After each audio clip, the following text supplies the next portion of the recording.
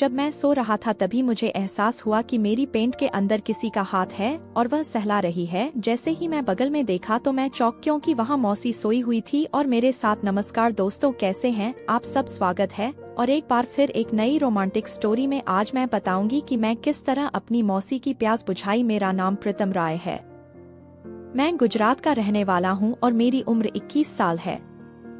मैं देखने में काफी हैंडसम हूँ। मेरी हाइट की बात करें तो 6 फीट 4 इंच है। यह कहानी करीब 1 साल पुरानी है और मेरी मौसी की है। मेरी मौसी शादीशुदा है।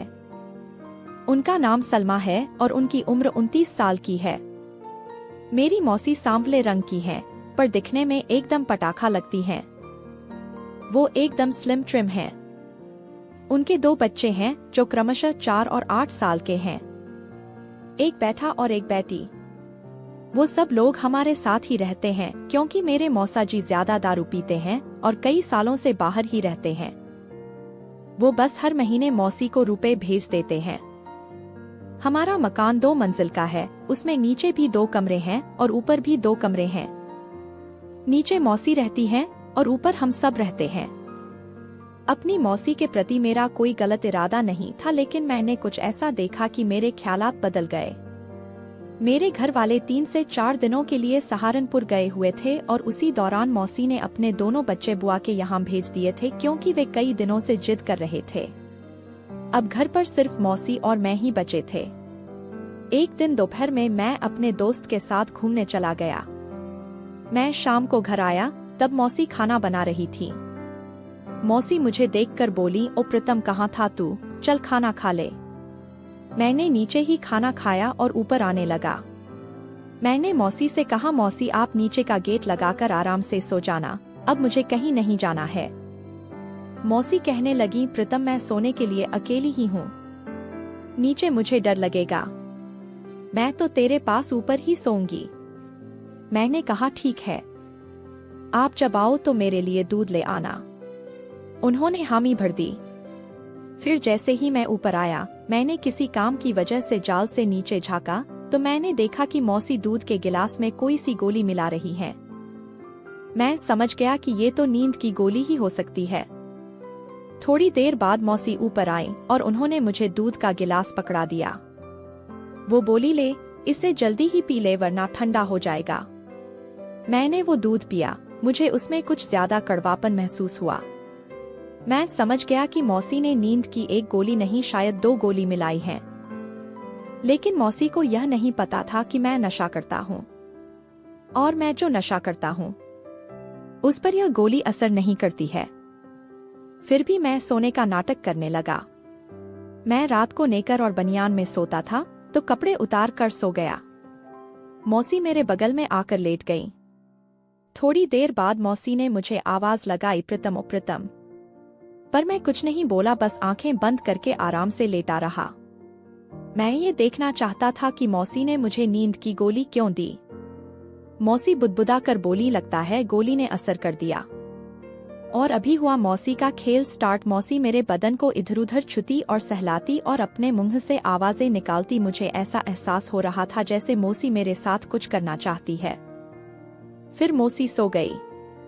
मैं सुबह 10 बजे उठा और बाथरूम जाकर फ्रेश हुआ, नहाकर बाहर निकला, कपड़े पहने और मौसी के पास चला गया। सुबह से मौसी को मुझको अब एक प्यासी औरत नजर आने लगी थी। मौसी मुझे देखकर बोली, प्रीतम उठ के आ, चला जा, चाय पी ले। हम दोनों बैठकर चाय पीने लगे।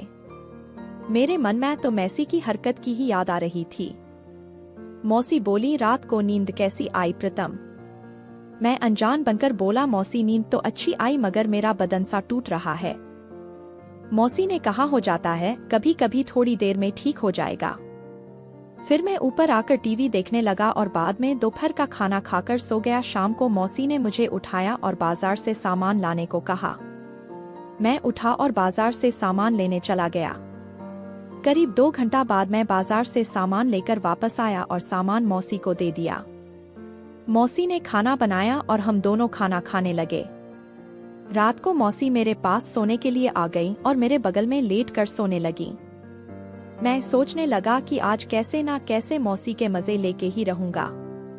मैं बेड पर सो रहा था, तभी कुछ देर के बाद मौसी नाइट ड्रेस में आई। मौसी बहुत खूबसूरत लग रही थी, जैसे कोई अप्सरा हो। फिर मौसी मेरे बेड में सोने लगी। मैंने देखा कि मौसी सो गई तो मैंने अपना एक हाथ हिम्मत करके मौसी के शरीर को छूने लगा।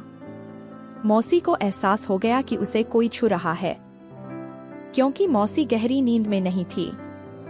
और मौसी जाग गई और बोली, प्रीतम ये क्या कर रहा है तू, ये सब गलत है। मैं तेरी माँ समान हूँ, मुझे तुमसे ये उम्मीद नहीं थी।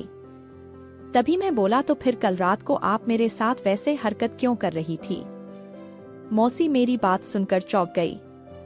मैं बोला, हाँ मैं उस समय जाग रहा था और आपको ही देख रहा था। तभी मौसी बोली, प्रीतम मुझे माफ कर दो, मैं उस समय बहक गई थी। मैं बोला, ठीक है मैं आपको माफ कर दूंगा, लेकिन मेरी एक शर्त है। मौसी बोली, शर्त? कैसी शर्त? आपको मेरे साथ वैसा ही करना होगा जो आप कल रात को मेरे साथ कर रही थी।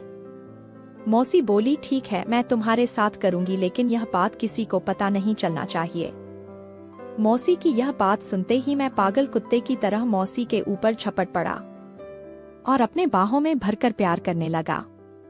फिर क्या था दोस्तों, हम दोनों ने काफी समय तक क्रिकेट मैच खेला। मैं बहुत लंबे चौके छक्के लगाए। मैंने मौसी को पूरी तरह खुश कर दिया और मैं भी खुश हो गया।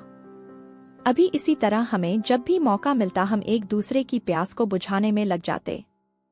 आपको हमारी यह कहानी कैसी लगी कमेंट में जरूर बताइए। अगर वीडियो अच्छी लगी हो तो चैनल को सब्सक्राइब और वीडियो को एक लाइक जरूर करिए और इसी तरह वीडियो देखने के लिए बेल आइकन ऑन कर दीजिए। आप किसी गैर मर्द के साथ नाजायज संबंध ना बनाएं, इससे आपकी बदनामी के साथ आपके शादीशुदा जिंदगी में बहुत बुरा असर पड़ सकता है, क्योंकि अवैध संबंधों का अंत हमेशा खौफनाक ही होता है। सतर्क रहिए, सुरक्षित रहिए। दोस्तों तो आपको मेरी यह कहानी आपको कैसे लगी कमेंट में जरूर बताएं। अगर वीडियो अच्छी लगी हो तो चैनल को सब्सक्राइब और एक लाइक जरूर करें। धन्यवाद।